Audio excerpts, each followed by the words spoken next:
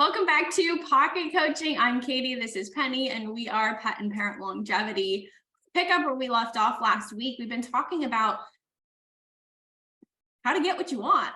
I mean, essentially how to make the dream kind of health destiny for yourself, for your pets come true. So many of us kind of have that in our minds of what that would look like, but it feels elusive. It feels like, why can't I get it? Like I know what I want and I can't get there.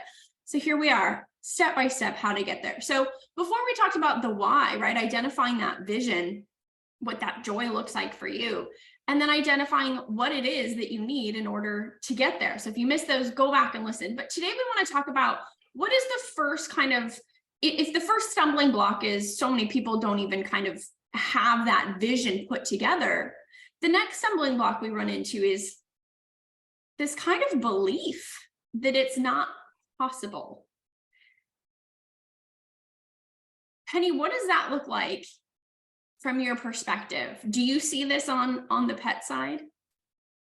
Well, I see it everywhere, like literally everywhere. People unfortunately have been, let me put it this way, you've basically had hope and possibility beaten out of you as you've grown up.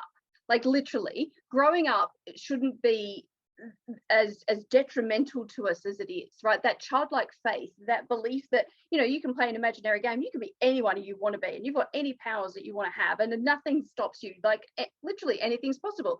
And then as you grow older, people go, no, that's not possible, you can't do that, you can't, you're not a painter, you haven't been trained in painting. You're like, I've been painting since I was 3, I'm a painter, right? But as soon somewhere along that line you fall off that wagon of belief and you go into, I'm not a painter, clearly, because I'm told I'm not a painter, and I might have been finger painting, but I haven't learned how to do it properly.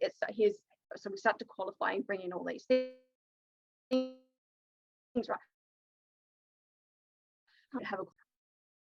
I'm not as good as that, whatever it happens to be. So this whole thing is so pervasive about belief. So I want to bring people back to maybe that childlikeness of, yes, you can. Like, we are so much more powerful than we give ourselves credit for. We have way more creative ability than we ever think we can. Most people don't tap into, I don't even know, I'm making up a number, like 1/10 of it, right? But look at some of those heroes of history, the people who've changed the world, the people who have done something amazing, and we look up to them as a hero. And whoever that might be for you, I'm sure you can think of an example. But yeah, like Nelson Mandela. Okay, now there's a guy who changed the world, right? Did he think it was possible? I don't know. I haven't chatted with him. However, did he give up? No. Did he keep trying? Even in jail, right? And it wasn't for 5 minutes in jail. I think he had 20 years in jail. Even in jail, he still changed the world. The power within us to do something for good when we believe we can do it is beyond our reckoning. And so I want to give you back that gift of, you can. You can. And when it comes to health, whether it's for you or your pets, the science is also telling you you can. This isn't sci-fi, right? We forget that sometimes, or people tell us, oh, whatever, don't listen to people. Listen to people who know what they're talking about, right? So go to the people who know and are doing it, are living it, are breathing it, are experiencing all the outcomes of that to get the advice. So don't listen to someone if they don't know what they're talking about, because you're just wasting your time. But the concept of belief is what I want to talk about today, because this is the most powerful thing in the universe, right? When you believe it's possible, you will make it possible, because you won't let anything get in your way. And it's easier to do that to our fur babies. I'm looking at the floor because that's where they are. It's easier to do that for our fur babies than it is to do it for us, but we can do it for us too. And I give you permission today to do that for you, right?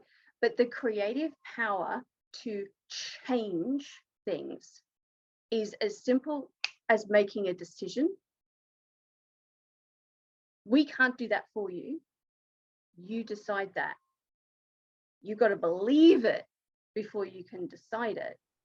So we're here to help you connect back with that belief that you can be Nelson Mandela, you can be, insert your hero's name here, and affect massive change, or tiny change.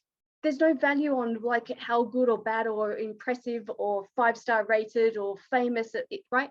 It's the change that you want. That's what we're talking about. Okay, so if you want to change the world like we do, great, have a huge vision. If you want to change the destiny of one person or one cat, great, do that. But the power is with you, and the science is backing you all the way.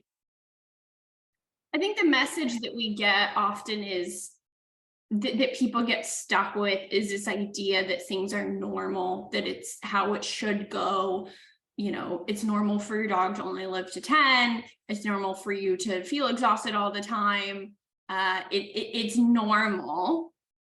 And so this belief that we have, or that this want that we have, our belief in our ability to get it just kind of is crushed out of us because we're told that it's not possible. When in reality, like you're saying,